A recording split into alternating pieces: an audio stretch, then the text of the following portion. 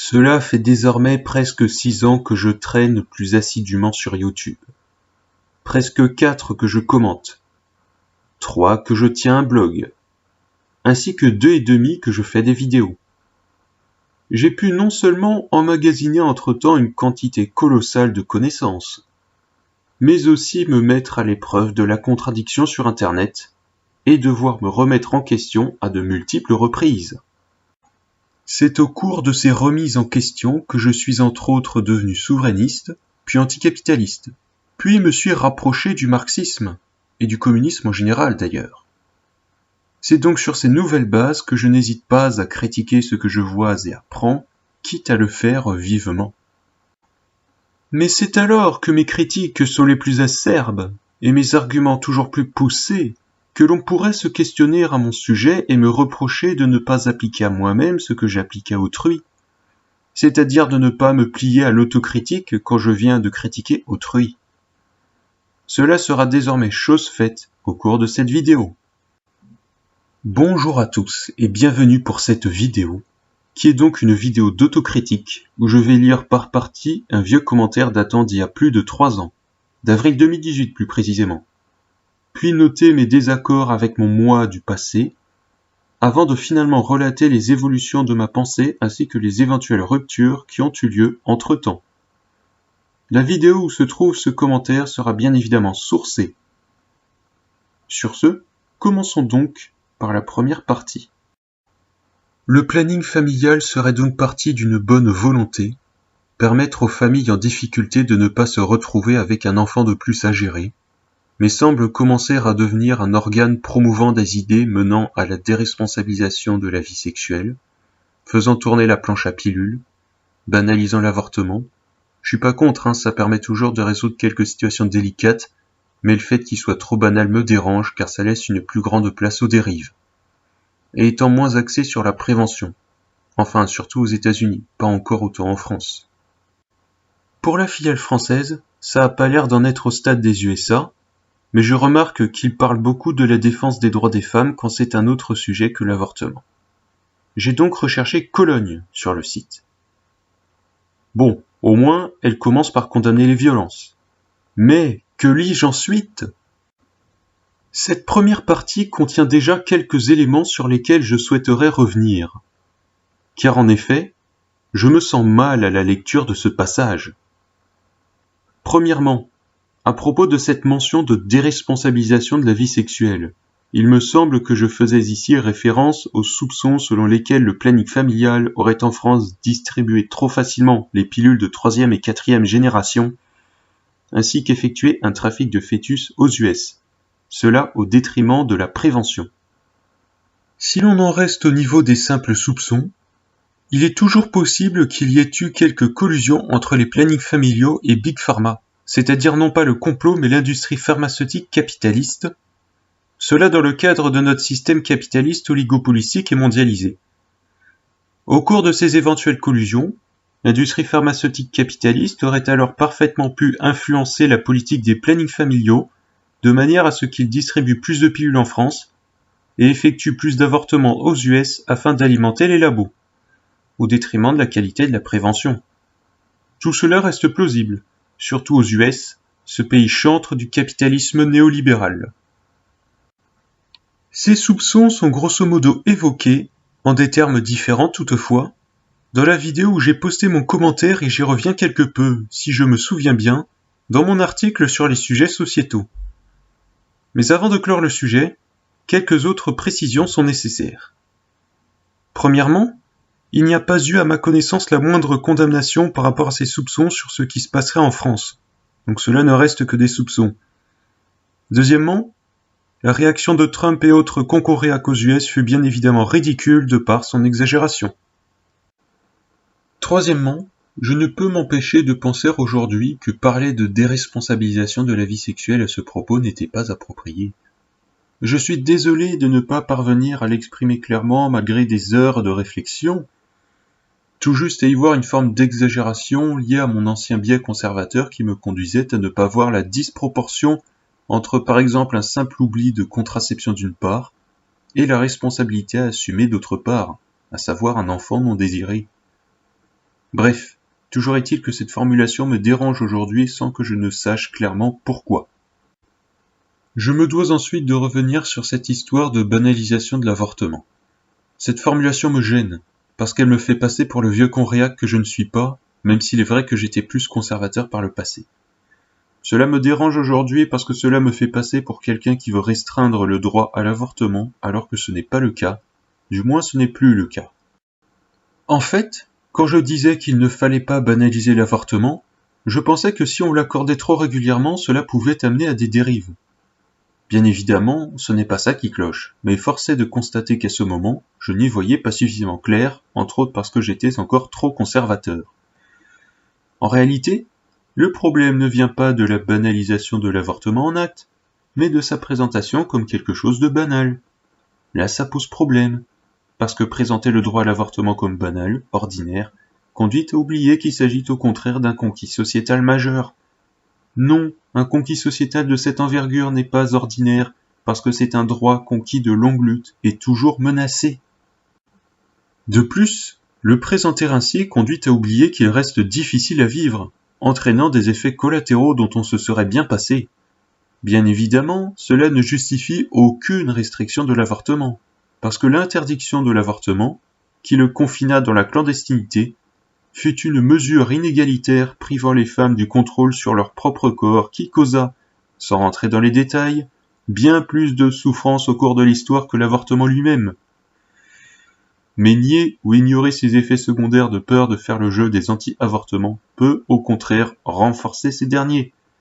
Parce que ceux ayant expérimenté ces effets secondaires sans en avoir été informés pourraient être tentés, face à ces dernières, de devenir anti-avortement. Pour des raisons de concision, je m'arrête là, et je vous renvoie pour les détails vers mon article sur les sujets sociétaux. Quant au passage sur Cologne, eh bien, c'est dans la partie suivante.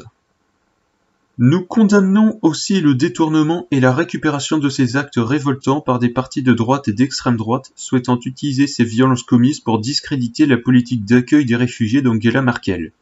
En aucun cas les violences faites aux femmes n'ont à être instrumentalisées. Premièrement, la récupération fait partie intégrante de la politique. Comment faire de la politique sans se servir de quoi que ce soit comme base?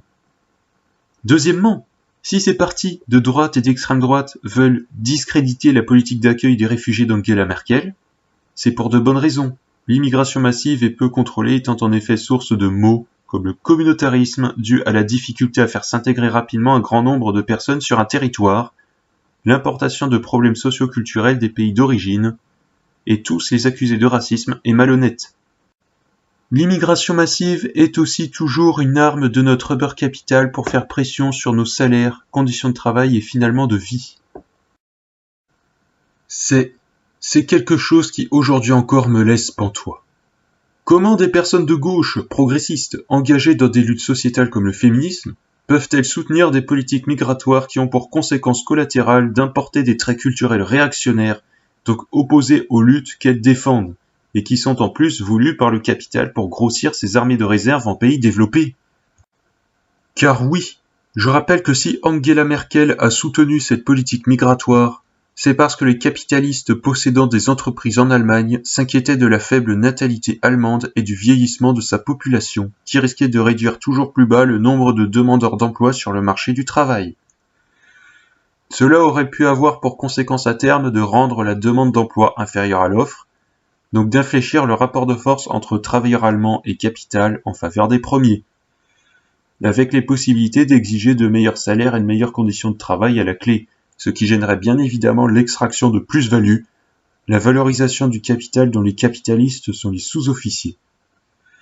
Bien évidemment, cela ne leur plairait pas du tout.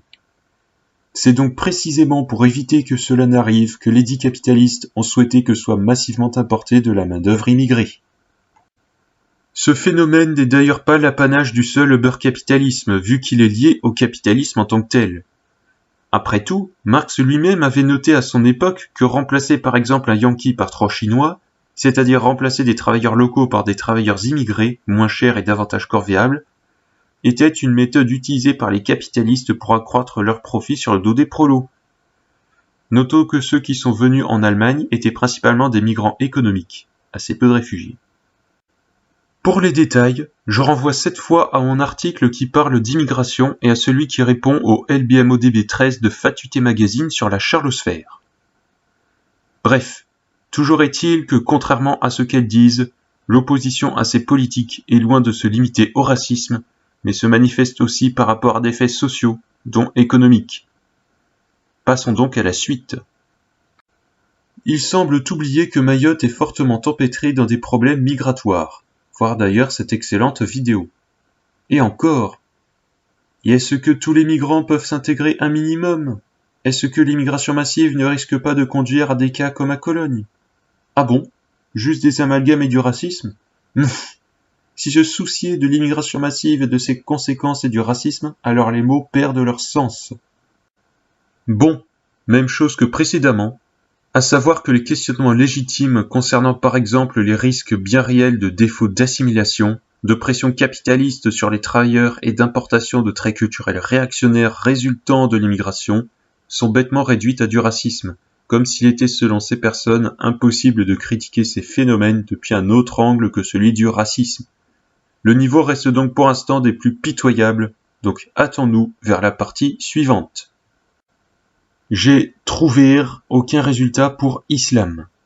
Bien que ce dernier aurait été plus pacifique au début, de vieilles manipulations, erreur peut-être volontaire de traduction d'un mot dans un verset ayant mené à la règle de l'abrogeant abrogé, rendant le Coran très belliqueux, plus classement de fiabilité des hadiths douteux, ont introduit une colonie de vers dans le fruit, ce qui fait qu'aujourd'hui il y a des problèmes avec, notamment vis-à-vis du droit des femmes, et ceci est résumé par ce site à du racisme et des amalgames.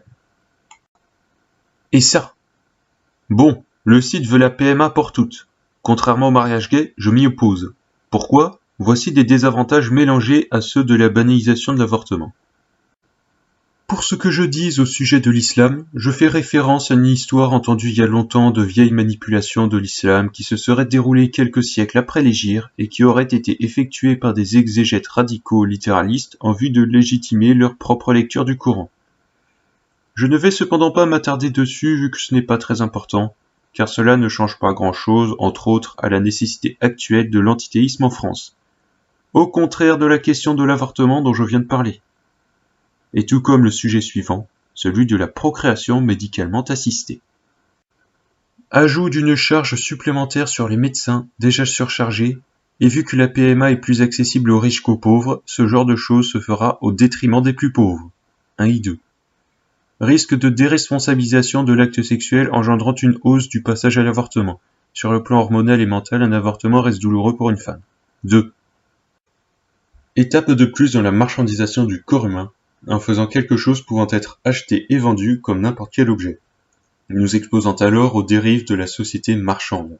Tout s'achète et se vend, tant mieux pour ceux qui ont le fric, tant pis pour les autres. Grande place accordée à l'argent au détriment du reste. 1.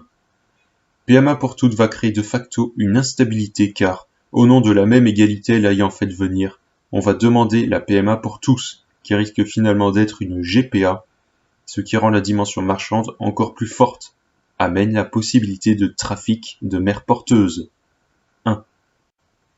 Concernant le premier paragraphe, le fait que la PMA soit un service supplémentaire n'est pas bien grave au regard d'une de ses utilités. Permettre à des femmes lesbiennes de tomber enceintes sans avoir à se faire trousser par un mec, action qui n'est généralement pas très agréable pour elles. Puis la question de l'accessibilité ne serait valable que si la PMA n'était disponible qu'en service privé sans aide étatique, alors qu'elle peut très bien être au moins remboursée par la Sécu, si ce n'est être un service public. Ensuite, il est nécessaire que je précise que le second paragraphe ne parle pas de la PMA, mais de ces histoires de banalisation de l'avortement. Cela, j'en ai déjà parlé, et ça reste un témoignage d'une certaine emprise du conservatisme sur ce que je pensais par le passé. Concernant le troisième, cela n'est valable que si la PMA en question s'effectue dans un cadre marchand, en étant un service privé. Il ne l'est plus si la PMA en question est un service public ou un don. Quant à la fin, il s'agit un peu d'une pente glissante. Même s'il y a une possibilité pour que ces sujets viennent sur la table à l'avenir, cela ne va pas venir automatiquement par enchaînement de causalité mécanique, contrairement à ce que ce vieux paragraphe suggère. En fait, cette partie témoigne de l'époque où j'étais encore sous influence conservatrice et où je ne m'étais pas encore rapproché du marxisme, cela étant arrivé à partir de mai 2019. J'en étais donc réduite à dénoncer la marchandisation de nos sociétés tout en étant incapable de penser en dehors de ce cadre marchand, en confondant au passage société marchande simple et société capitaliste, et tout en étant autant incapable d'y formuler des alternatives acceptables. Nous pouvons maintenant accéder à la dernière partie. Bordel, on a d'autres choses prioritaires. Moi je dirais triple sortie UE euro OTAN. Et cela reste des investissements pouvant être utilisés pour des causes plus prioritaires, justement. J'ai lu le Wikipédia. Au début, c'était pour des luttes importantes. On n'en était pas à la banalisation de l'avortement, mais au droit à ce dernier en cas de situation délicate, et à la contraception libre. Et je vois ça. Dans l'entre-deux tours de l'élection présidentielle de 2017, qui oppose Marine Le Pen et Emmanuel Macron, le planning familial appelle implicitement dans une tribune avec 60 autres associations à faire barrage à la candidate FN. Autrement dit, votez Macron, c'est ça? Des idiots utiles de l'uber-capitalisme, parlant certes de quelques causes utiles, mais rejetant des thématiques trop extrême droite, les conduisant malgré eux pour beaucoup à renforcer des problèmes qu'ils veulent combattre. Je ne reviens pas sur la partie banalisation de l'avortement vu que je me suis déjà expliqué là-dessus, tandis que le Wikipédia dont je parle est celui du planning familial. Mais je dois cependant m'exprimer sur la question des priorités des luttes. Concernant les luttes sociales, les plus importantes sont bien évidemment les luttes socio-économiques. Je le pensais déjà à l'époque, et je le pense toujours. Simplement, là où je considérais auparavant la souveraineté formelle comme prioritaire, je considère désormais que le premier problème est le mode de production capitaliste. Et les premières luttes, celles qui sont menées contre ce dernier, y compris lorsqu'elles entendent un dépassement révolutionnaire. Surtout celle-ci d'ailleurs. Deuxièmement, j'ai affirmé une vision plus souple de la priorité. C'est-à-dire que si je priorise toujours le socio-économique, je ne néglige pas non plus le sociétal, dont les luttes progressistes doivent aussi être menées simultanément. La lutte prioritaire est donc considérée non plus comme la lutte sur laquelle se focaliser aux dépens des autres, mais comme la lutte où l'on doit passer le plus de temps sans pour autant faire l'impasse sur les autres. Concernant leur consigne implicite de vote, celle-ci m'avait déjà à cette époque laissé sans voix. Qu'ils ne veuillent pas du FN au pouvoir, ça je comprends très bien, mais qu'ils en viennent pour se faire à soutenir Macron, le candidat de la bourgeoisie coalisée et choisi par elle pour appliquer toutes ses contre-réformes antisociales, alors là, cela dépasse le cadre du cautionnable, surtout venant d'une organisation historiquement plutôt liée à la gauche. Honnêtement, je suis à la fois énervé que le planning familial se réduise à jouer les castors et amer que les grandes organisations de gauche se trahissent les unes après les autres. Furieux que des organisations se disant progressistes se rallient ainsi à la bourgeoisie, et triste que cela soit si fréquent. Comme quoi, le tournant néolibéral a fait des ravages. Et comme quoi, il est désormais temps de conclure. On peut donc dire en résumé que mes anciens biais conservateurs m'ont conduit à voir flou sur des questions sociétales relatives au féminisme, comme l'avortement et la PMA, même si j'étais déjà un minimum au point concernant l'immigration. J'étais aussi quelque peu largué concernant la dénonciation du capitalisme ainsi que sur la question de la hiérarchisation des luttes. Autant dire que mes 3 années d'apprentissage et d'écriture de mes articles furent particulièrement instructives. Concernant mes articles, enfin, bien que je les ai fréquemment mis à jour au cours de ces dernières années, il est toujours possible, du fait de leur taille digne d'un roman, que restent présentes ça et là des opinions quelque peu datées, soit volontairement laissées là pour laisser une trace de vieilles erreurs ou de transition du cheminement de ma pensée, ou bien parce que je les ai purement et simplement oubliées. Je vous prie alors de m'excuser dans ce dernier cas pour la gêne occasionnée. Et c'est donc là que je vais m'arrêter. Au revoir et à la prochaine fois pour de nouvelles vidéos.